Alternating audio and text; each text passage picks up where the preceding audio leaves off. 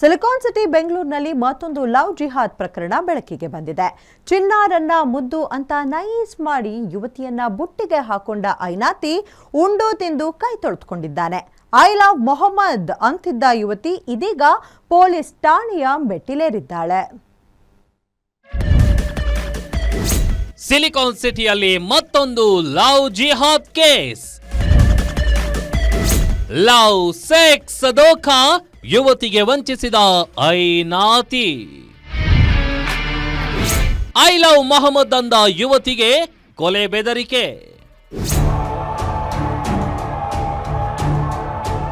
ಯಾವಾಗ ನಾನು ಜೊತೆ ಮಾಡಿದ್ದೀನಿ ಅವಾಗ ನಾನು ಹೇಳಿದ್ದೀನಿ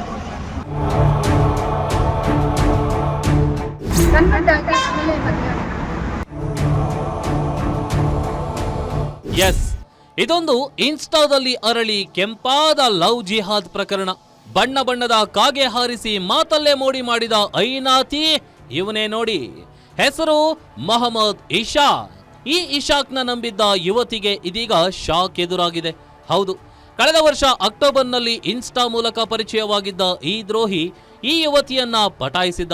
ಈತನ ನವರಂಗಿ ಆಟಕ್ಕೆ ಬೆರಗಾದ ಈಕೆ ತನ್ನ ಸರ್ವಸ್ವವನ್ನೇ ಧಾರೆ ಎರೆದಿದ್ದಾಳೆ. ಚಾಟ್ ಶುರುವಾದ ಕೆಲ ದಿನಗಳಲ್ಲೇ ಥಣಿಸಂದ್ರದ ಮಾಲ್ನಲ್ಲಿ ಇಬ್ಬರು ಭೇಟಿಯಾಗಿದ್ರು.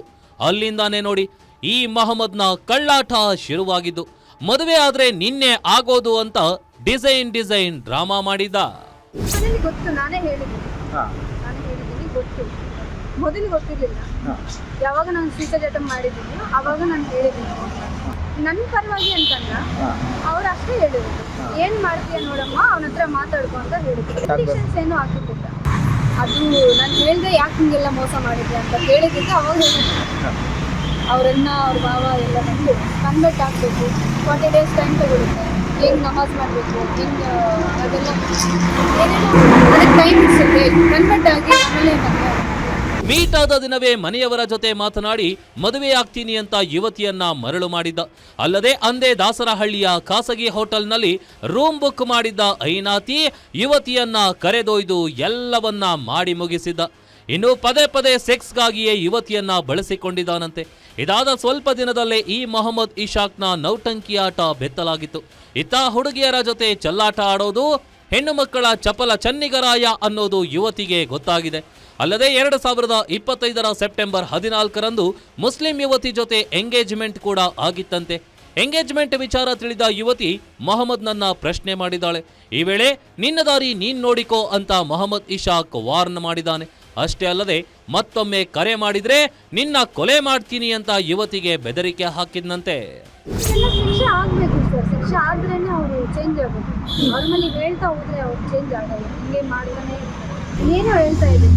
ಬಟ್ ನಾನು ನೋಡ್ತಾ ಇದ್ದೆ ಚಾಟ್ ಮಾಡೋದು, ಮಾತಾಡೋದೆಲ್ಲ ನಾನು ನೋಡ್ತಾ ಇದ್ದೆ. ನಾನು ಕೇಳಿದೆ, ಜಗಳ ಮಾಡಿದೆ, ಯಾಕೆ ಹಿಂಗೆಲ್ಲ ಮಾಡ್ತಿದ್ದೀರಾ, ಏನು ಕಡಿಮೆ ಆಗಿದೆ, ನೀವು ಮಾಡೋದಕ್ಕೆ ಏನು ರೀಸನ್ ಅಂತ ಕೇಳಿದೆ. ಮಾಡಲ್ಲ ಅಂತ ಹೇಳಿದ್ರು. ಮತ್ತೆ ಅದು ಸದ್ಯ ಸಂತ್ರಸ್ತೆ ಯುವತಿ ಕೊಟ್ಟ ದೂರಿನ ಮೇರೆಗೆ HSR ಲೇಔಟ್ ಪೊಲೀಸ್ ಠಾಣೆಯಲ್ಲಿ FIR ದಾಖಲಾಗಿದೆ.